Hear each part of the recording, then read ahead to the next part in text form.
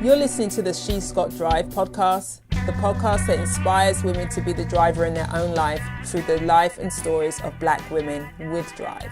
And I'm your host, Shirley McAlpine, and I'm a business consultant, an executive coach, a leadership facilitator, and I work with people and organizations to live their lives by design and not default. Hi everyone, in this episode of She's Got Drive, we have Dana Christina Joy Morgan with us. I'm so happy that she's with us. Let me just tell you something about her and then we'll get to say hi to her. Dana Christina Joy Morgan is a pianist bringing a new sound to the arts as she bridges the long-revered classical tradition and other genres into a diverse and creative sound. She's a graduate of the Howard University Master of Music program. She received a bachelor's degree in music performance from Capital University Conservatory of Music in Columbus, Ohio. She has won numerous accolades and awards of achievement. In 2014, Dana placed as a finalist in the Washington International Piano Artist Competition, competing against pianists representing the USA, France, Germany, Japan, and Taiwan. Dana received the Audience Award, the Press Jury Award, the Best Performance of a Beethoven Work, and Best Performance of a Classical Work. She was also featured on the televised 2011 Trumpet Awards, where she was able to share the stage with legendary performers such as Aretha Franklin and Earth, Wind & Fire. Most notably, Dana was recently featured as a special guest artist in Dordogne, France, for the 110th birthday celebration of Josephine Baker. This performance was held at the Château de Melun, which is the former home of Josephine Baker. Thank you so much for being here. Thank you. So what I want to say is I'm so excited about having this conversation with you because when I met you and you said what you did, I realized that I had never met a Black woman who does what you do. Wow. And my daughter has been playing the piano since she was 5. Wow. But to then see you, and I've watched you on YouTube. Oh my God. You are a rare phenomenon. Oh, thank you so much. So I want to just, deep appreciation for you being here. And so I'm excited to find out how you got to be where you are and doing what you're doing because it's so rare. Well, I am a concert pianist and I started at the age of 3. There is a course called Suzuki that is specifically for 3-year-olds and it's usually for piano, the string instruments. And my mother always noticed I had long fingers. And I started at 3. I am still taking lessons 30 years later. So I always tell people that, a lifetime is not enough for music. The composer Rachmaninoff said that, it's not enough. But I started at 3 and I took lessons. And then I went to summer camps. I went to Interlochen. I went to Northwestern music camp at the university. And it's just been a lifetime of learning, but that's kind of where my technical beginnings started. And I have a lesson on Monday with my music teacher, so. I'm totally going to tell my daughter that, because when she's like, oh, I've got to go to another lesson. I'm like, yeah, Dana's still doing it 30 years later. And my teacher knows when I haven't practiced either. But that was my early beginning. My mother was a gospel singer and she traveled with some of the gospel greats like Shirley Caesar and Albertina Walker. And she had me late. She had me 20 years after my eldest sister. And she had me on Mother's Day and she said she's going to be a star. So she named me this long name. And she had a choice between a piano and a car, and she chose a piano at the age of 3 of me. So I have to pay off this piano, so. Yeah. Wow, what a wonderful start. Start. You've been doing it for so long. At what point do you realize that you're being successful at it? This is such a great question because my interpretation of success has changed as I've gotten older. When I was younger, I'm like, I'm going to be the best pianist in the world. I'm going to have lots of money. And it's changed and evolved as I have. Success for me is if I can touch somebody. I worked at Children's National, a pediatric hospital, where we use the arts to help make the hospital experience easier. And what I've learned that music and the arts are truly a vessel to help people. It is a universal language that everyone can understand. And for me, if I can help somebody through my music, that's success to me. If I can play for some kindergarten children and they like it, that's success, because they are the most honest people in the world, and they will let you know what touched them. And for me, that's success to me. It's when do you touch people? Does my music get to a place that heals people? Because at the end of the day, that's kind of, those experiences are what I remember most. Being able to use my music as medicine has been what I consider as success. Because it's not about me, it's about what can we do? What's the rent that we owe to give back for our space here on earth? So that's success. Now, I'm not turning down millions of dollars now. I'm not going to say I'm turning that down. But really, at the point of it for me is, can I make a difference through music? Wow. It reminds me of, I'm a leadership coach and consultant. And there was a time when we did a program and we were using Benjamin Zander, the conductor. And he's teaching them to look in the audience and to see when you've made the quote unquote perfect note is when you see the impact that it has out in the audience. It isn't whether it's really perfect, right? It's really like, what difference are you making? What impact are you having? And so that's what it reminded me of as you were speaking about that. When did you realize that what was more important in terms of defining success then? Because before you were saying it was about like, I'm going to be the best in the world. And now it's about what difference am I making, and music as medicine, which I love that. Well, after I graduated from college, I performed with a young lady on Broadway at Children's National. The program coordinator asked me about if I would be able to kind of be like a booking agent for talent for the program. And I never saw myself in a hospital. I'm like, I don't do hospitals. I am a pianist and I do stages. However, being in the position humbled me, because when you see people and they're giving their last rites to their young children, and you see how music steps in and helps them with that transition, it becomes real. And it's an experience like none other. Or when I come and I perform, and I don't do music therapy because that's a very specific license course. I do comfort, and I program people to come and help provide music that's comforting. But being in the room with someone this is going to be their last Christmas, and playing something as simple as Deck the Halls means so much. And I know it's a carol that we sing all the time, but being able to be in a situation where you see what that impact has on a family who is having their last Christmas changes you, and it humbles you, and it makes me privileged to be able to know them and to know that I can make a difference. And so I think that's when the transition started to happen. And being able to reach, people who can't react or who won't be able to give you an applause and a bravo, and to know that you're still stimulating them even though they can't physically give you a thank you and all of that. And so that is truly what started the humbling process. And my mother, because she keeps me my parents, they keep me together. Right. I'm so moved by that. My dad passed away about 7 years ago, and he passed away at home, and he was surrounded by family, and we sang to him. I mean, that's one of the things that we did, is we surrounded him.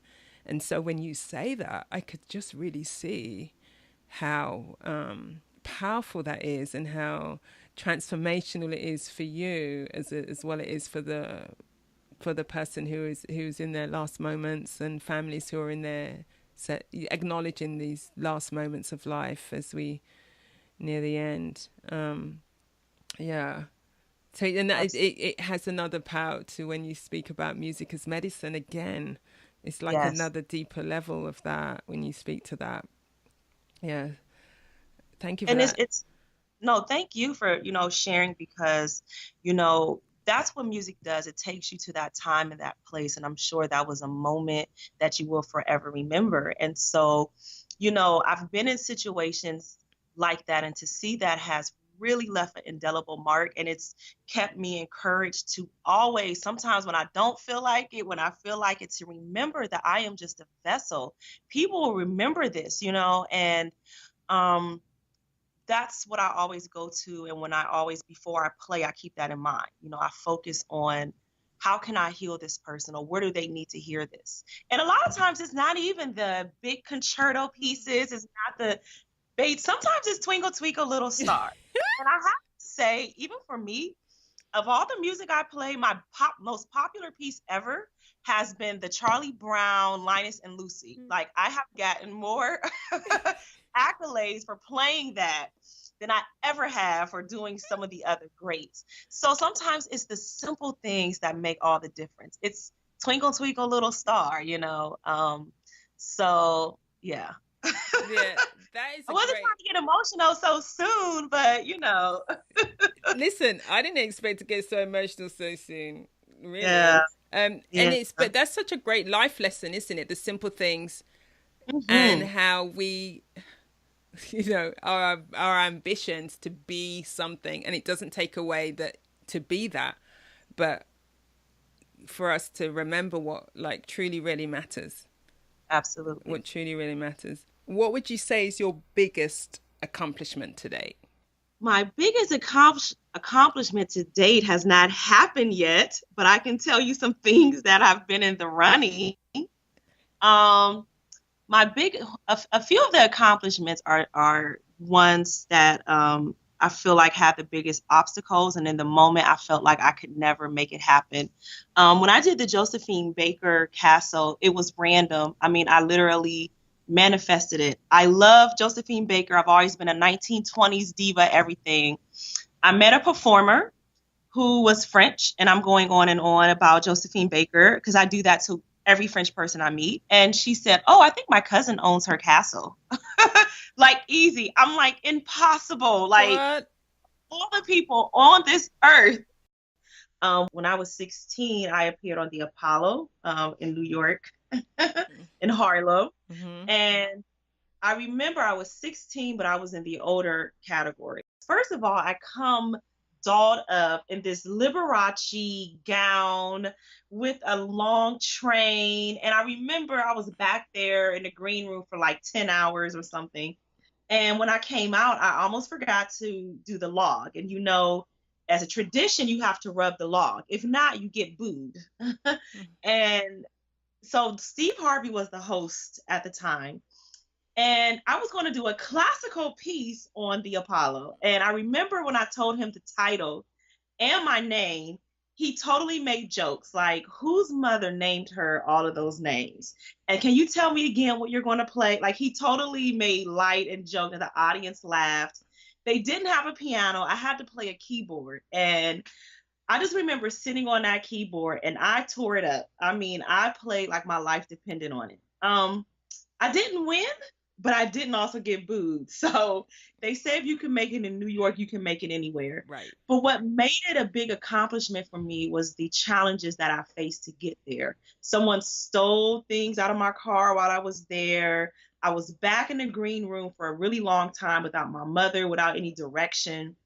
And I didn't want to get booed. The thought of getting booed in high school in front of my friends was just too much. Right. But, it helped me to see that, you can just keep going and moving forward. At the times where I felt like I was at my worst was a time where I really was able to step into my authentic self and be confident and come out there and stand in front of people. Because if you can make it in front of a whole bunch of people from Harlem, New York, listen, you can make it anywhere. Because I still get stage fright. I still get nervous. And I just go back to that, if I could do that at 16, I better be able to do it I'm 36 now. So what is it about you? What lies behind that? So I'm going to answer that with another quick story. When I was doing the piano competition you talked about, I made it to the finals. And I remember right before they called me, I had my head in my hand and I told my mother, I said, "Mom, I can't do it. I can't do it." And I remember I thought she was going to do the motherly thing and hug me. My mother said, I know you're not going to sit here and act like you're nervous. She turned into, Black mama, She said, all the people who have sacrificed for you to be here, and you're going to sit there and act like you're scared. She said, you are an artist. This is what you do. And she dropped the mic and walked away. But to answer your question, for me, it was the sacrifices that people made. My parents have spent millions on lessons, and there's been a community of people who have prayed for me, stood by me, encouraged me. There are young people who look up to me. There are people who say, wow, Black person doing, you go, girl, keep on playing that piano, older people. And so when I can't do it for myself, what other people have put in me, I do it for them. Like, I need to represent my small town of Warren, Ohio on TV. I need to represent all the Black classical players out there. So sometimes, and it goes back when it's not about me. Like, when I'm on that stage, I'm there with my ancestors. They didn't get their due justice, and so I do it for them. And so that is what makes me step out of myself. Right. And when people talk about that, like having the ancestors behind, what does that feel like? Is it in your body? Is it in your mind? I'm curious about that. Where does that get located? The experience of all those people who on whose shoulders you stand. Maya Angelou said, it feels crowded on the stage because they're sitting with them. For me, it feels crowded. But I like it. It's the kind of tightness that makes you feel secure, because not only, my personal family members, I look to strong women. Like, I love my auntie Josephine Baker. I call her Auntie Josie, just because she was elegant at a time where, Black people were often looked at subservient. And so, I make sure I keep my head up. So I embody it in my body. So I'm going to always have my back straight and my head up. And I feel like it represents those ancestors whose backs were heavy. And I also conjure up a lot of the great Black pianists, like the prodigy Philippa Schuyler. She was a wonderful pianist who died on my birthday, May 9th. Wow. But she was a great prodigy during the 50s and 40s. And then Margaret Bonds was another great Black pianist. So I conjured them up, and they crowd me on the stage, but they also protect me, so I'm not there alone. But I also think of the future, the young people who, hopefully I can be in an audience and a young person is like, wow, I want to do that. I want to be like that. Right. So crowded is the answer. I'm but so comfortable. Crowded but comfortable. Yeah, I'm loving that. Crowded but comfortable. Mm-hmm. Remember that, everyone out there, when you're sitting in a meeting, right? When you're sitting in a meeting and you're feeling like you're the only one, because many times when you're stepping up and you're leading and you're playing big, you're not surrounded by people who look like you. So, yeah, crowded but comfortable. They make space for me, which is what I like. It's almost like, if you were in your grandmother's bed and you're, nestled between grandma and your cousin, it's crowded, but you're comfy, cozy. Right. And so for me, they make way for me when I need to, but it's nice to know that they got my back, Right. They've been there. They know what it's like. I'm also struck by how many of those names aren't familiar to me, actually. The history of the many Black women who have gone before you, and I'm not a music, haven't been into classical music, but I consider myself someone who's well read, and so I'm struck by that. And is that because they're really not known outside of the music space, or is that just me? I think they're known, but it depends on which crowd of people you are with. Because I went to a historically Black college, the emphasis is put on learning Black composers. I think that there is a movement of getting the names out that are familiar, but we have more work to do to let it be known that they were out there. I mean, there are many Black male piano players as well as female, but I think that we just have to do more about exposing who they are and what they did. And so part of what I do is I learn a lot of music, and it is just as difficult and complex as some of the greats like Beethoven. Florence Price is another great pianist who merged jazz into spirituals, into the classical form. And they directed orchestras and wrote amazing music and combined different styles. And so I am challenged, and I challenge my other musicians to help get more of this music out there. Right. Right. So I will send you some. Yeah, that'd be cool. I'd love that. I would Yes. absolutely love that. So you've talked about your biggest accomplishments. What do you think has been some of your biggest challenges that you faced, and how did you overcome them? My biggest challenge at times has been myself. Instead of embracing fear and seeing it as something I could use, going against it and trying to fight it, I still get stage fright and get very, very nervous. And sometimes you talk yourself like, how am I going to do this? I'm too scared. I get very, very nervous. But I'm learning that fear doesn't have to be something that is you have to push against. I remember a great playwright named Tom Mentor said, you can be pushed to the limb, but it doesn't have to be the ledge. Like you can step out there, but it doesn't have to be feeling like you're suicidal but just push it to the limit, but also know that you're protected and that you don't have to feel like you're not going to come out of it. And so for me, I have been my biggest obstacle in self-sabotaging by having negative or toxic thoughts that didn't help me move forward, or distracting myself with things when I know I should have been focused on certain projects, but feeling insecure about it. Or because I think no matter how high you're at your game, you still have those moments of, am I enough? Am I doing the right thing? And being able to self-check in and know when it's pushing you or if you are being toxic to yourself and to other opportunities. So it's a balance. And so for me, I've been my biggest obstacle. One of them. Yes. Yeah, one of them. I think it's great for us to always, and this is some of the work that I do when I'm coaching my clients, is to distinguish the difference between the internal obstacles and the external ones. And we have control over our internal obstacles. Absolutely. And it's our ability to train ourselves to deal with that. Because you're right, when we don't deal with that, we will self-sabotage and we get in our own way. So sometimes it is, my coach is like, you need to step out of your own way and allow yourself to fully embrace who you are and all that you have. So I love it because it's also, as I said, it's a thing we can control, and it's what we. So for our listeners to look at, when are we in the way?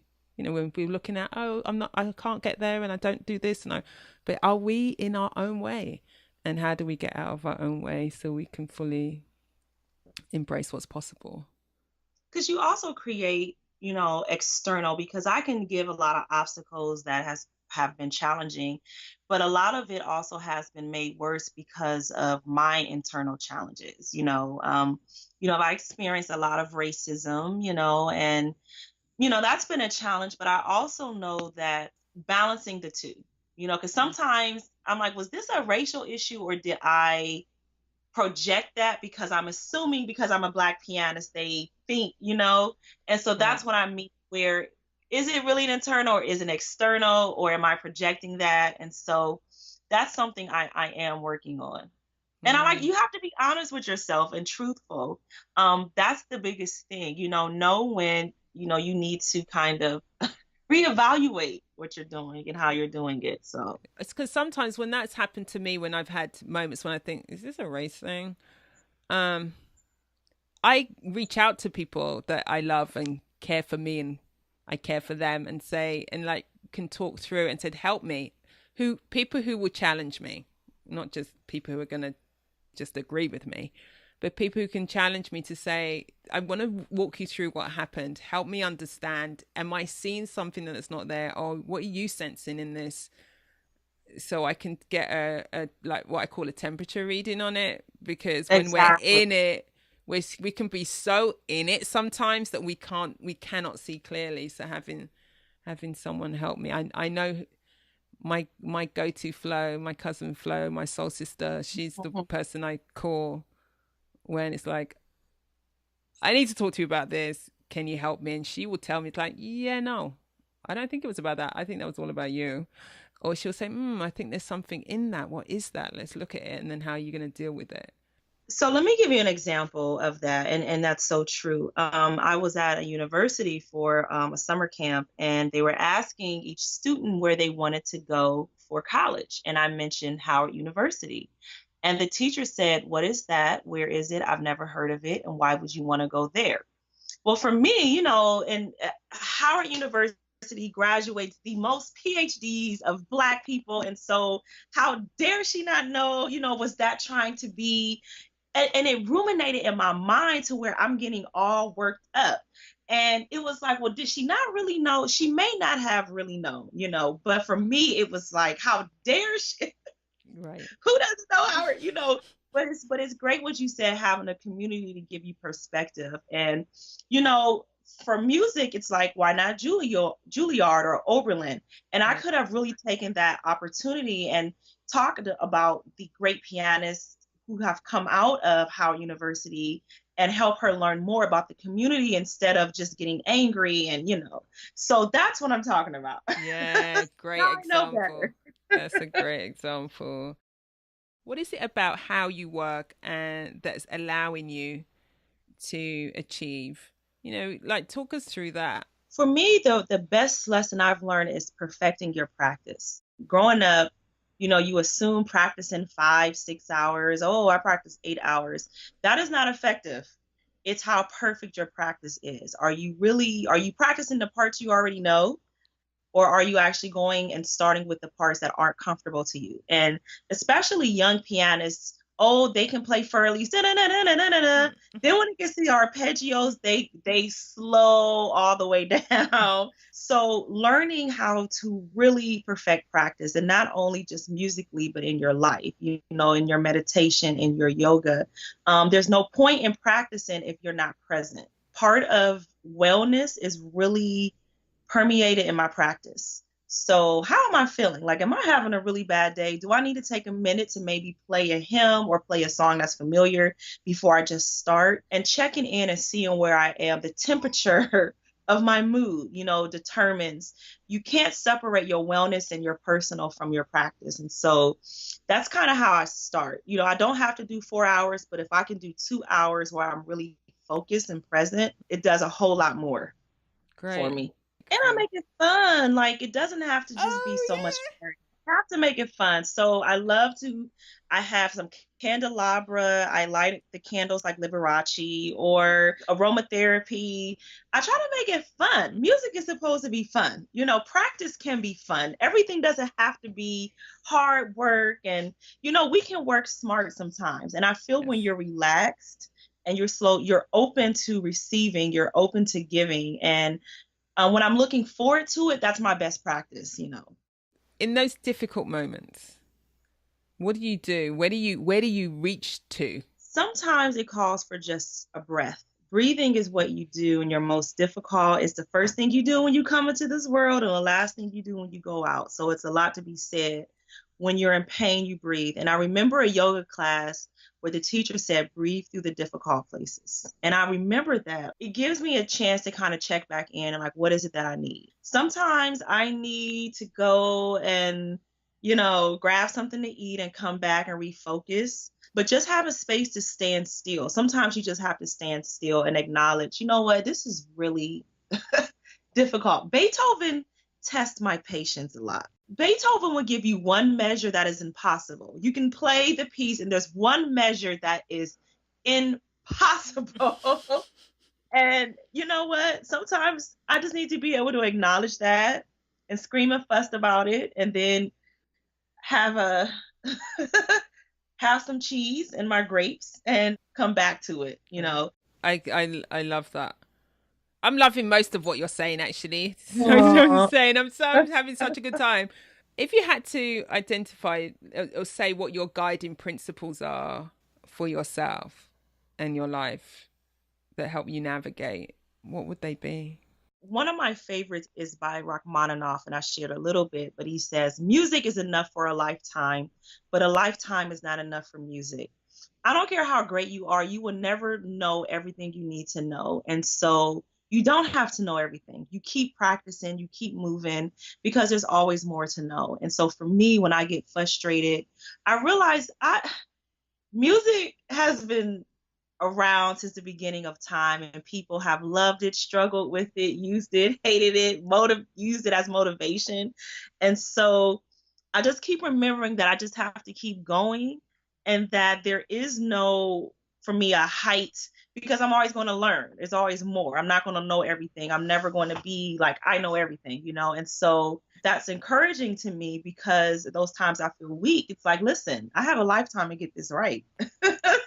It sounds like your faith is key to you, is important to you. Is that, can you say more about that? Or Yes, faith is what sustains me sometimes when I cannot. I grew up in a very spiritual household, very Pentecostal, and I'm grateful for the experience. I am very blessed to have church community and people around me who sow seeds into me and encourage me. And I also have a great wellness community. I worked at a hospital, so I have wonderful healers and people who recognize that the body has to be in a place that's healthy and has vitality. And so I use all of that, the spirituality and the religious, and I use it for good. mm-hmm.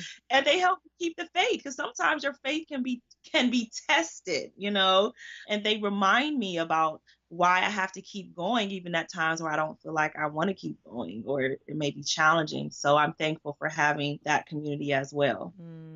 Can you help us all understand a bit more about, that your experiences you were growing up, and how that was, and what success, the notion of success in your family, like what was that like? Because I'm clear that my parents were like, oh yeah, we're doing this because all of you are going to do better than what we did. That was the game. It wasn't to just match where they were. It was like, we make these sacrifices so you can be better. So I'm curious about what were the conversations in your house? Well, growing up, I'm from a really small town in Ohio. And my mother, in the 50s and 60s, she sang with a really huge gospel group called the Caravans, with Albertina Walker and Shirley Caesar and some others. And my mother had already had 3 kids before me, but being on the road and being around artists like Aretha Franklin and some of the other greats, she picked up a lot of business acumen and a lot of techniques on how to rear children in the business and what's expected outside of just being in a small town and working and find a job, as a lawyer or a doctor. She really learned that people really help to craft their children's journey from an early start. And that was the biggest thing to her, starting early. So a child who takes Suzuki at 3 is going to already be 3 years ahead of a child who starts at 6. And they've started a routine and a practice. So a 3-year-old, all they know is that routine. When you start kids at 8 or 12, unless they're self-motivated, they have lots of distractions and they're not in the routine of, okay, after school, I practice. That's all I know. And that's all I remember. So my mom was just really keen on implementing that. My father is the cool dad who is not going to say a whole lot. And so my dad, he was, like, well, let her, why does she have to go to lessons? And that's why I want to encourage parents. Your kids are not going to always want to do it. I was talented, but I didn't always want to do it. Summertime comes. Listen, that was a big challenge for me. I didn't want to go to summer camps, but my mother saw what was long term, how that would help me. I couldn't see it. And my father is like, well, if she don't want to go, she shouldn't have to be made to go, So, but my mother really had the vision. My father helped to support it, even he might not have understood it. But my father bankrolled all the lessons and the summer camps. And so he didn't understand it, but he was invested because he saw that my mother's was really passionate about her vision, and they saw I had a talent. My mother always knew from the very beginning when she had me that I was going to be a star. We're still working on it. But, it all comes down to how we perceive success, and sometimes it changes, but it really, my mother was the most instrumental, and my family was supportive, but I think it was a challenge. Why is this Black girl playing classical? What is she going to do with that? Where is she going to go? And it was a challenge, because we don't understand it. But now, that was back in the 80s. Now there's been so much exposure that I think people are more open to it, and they see that you can mix different genres and that you can play classical and jazz. And so I think they're more open to it. But the biggest thing that I learned is that you have to start kids young. You have to really get them, unless they really have a prodigy type of thing, you really need to start them early. And I can hear the drive of your mum in having you be where you are. Like, yeah, so that's so cool. What's next? Where do you want to go next, and what's influencing your next move?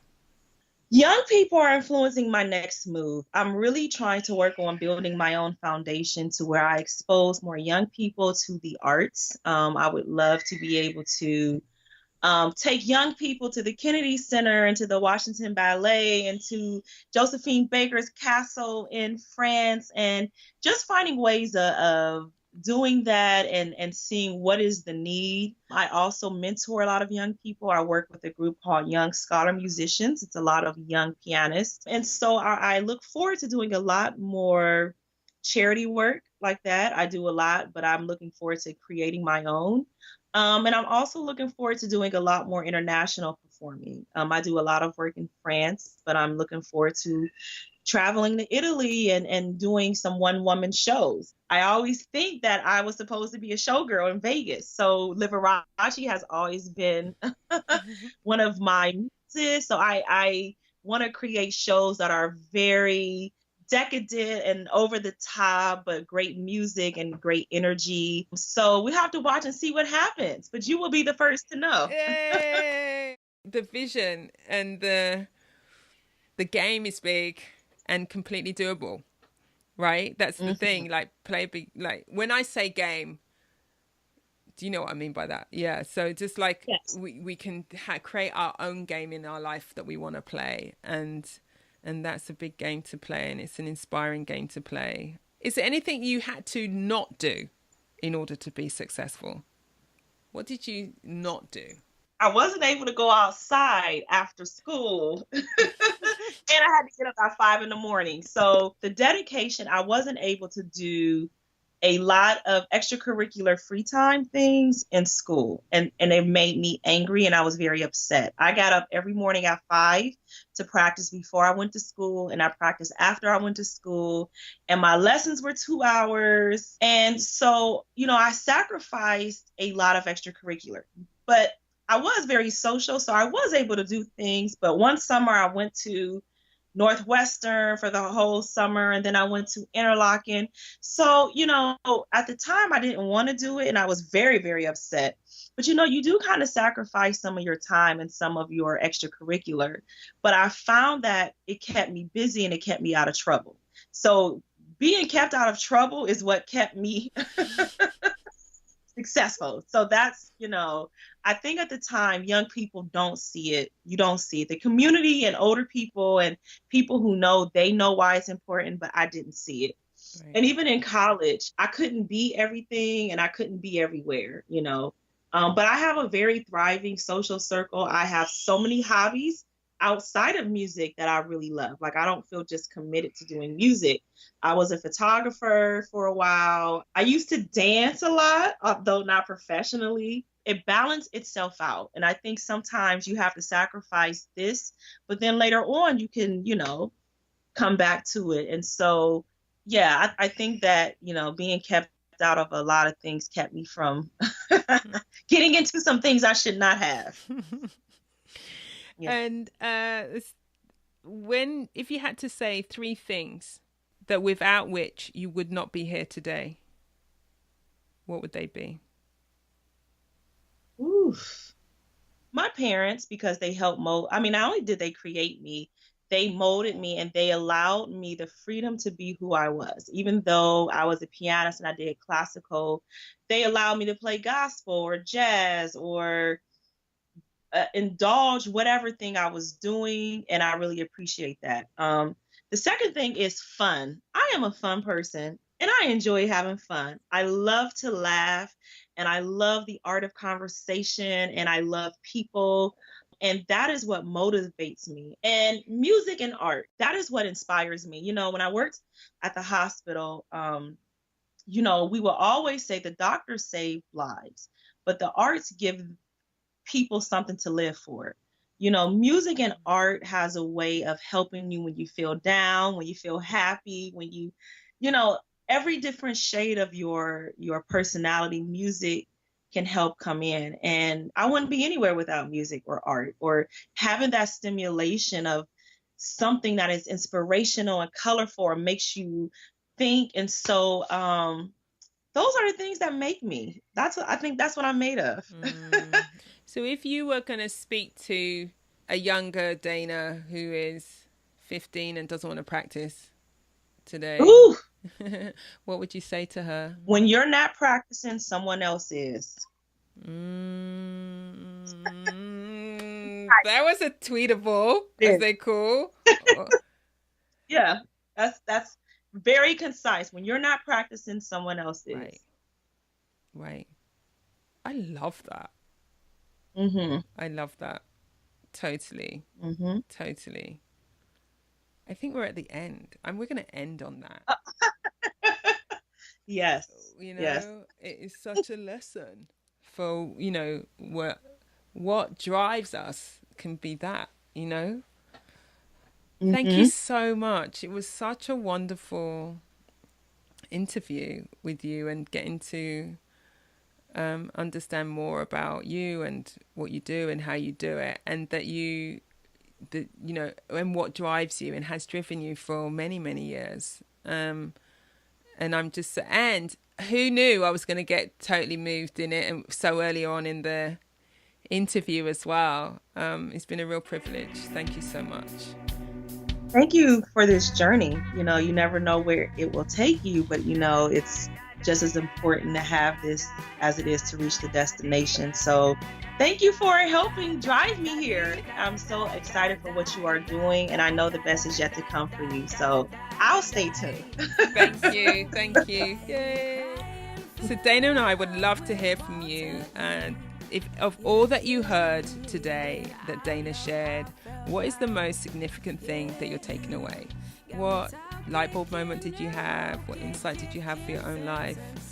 What struck you? What moved you? And if you go over to my page on shirleymcalpine.com, you can leave a comment now about the podcast. And Dana, actually, where can they find you? thekeyofdana.com, or they can find me on Facebook under my name.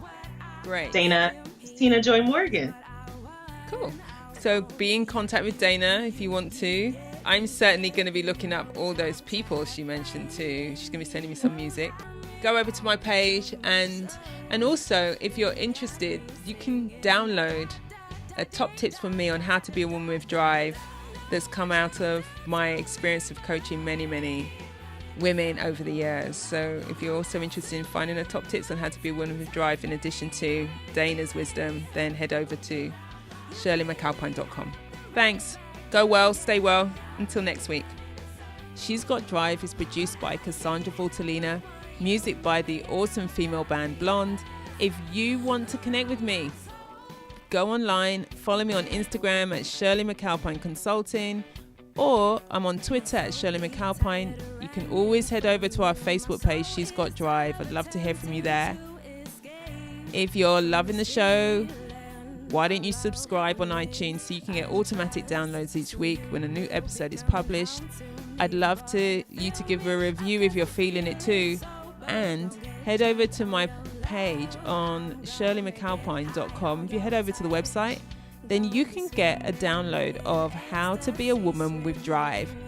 These are my top tips, having spent years coaching women on how to up their game, how to be more impactful, increase their presence. And so I've just put together some tips for you to take on your life. So head over to shirleymcalpine.com and you can get a free download when you sign up. Thank you again for listening. Until next time, go well and stay well.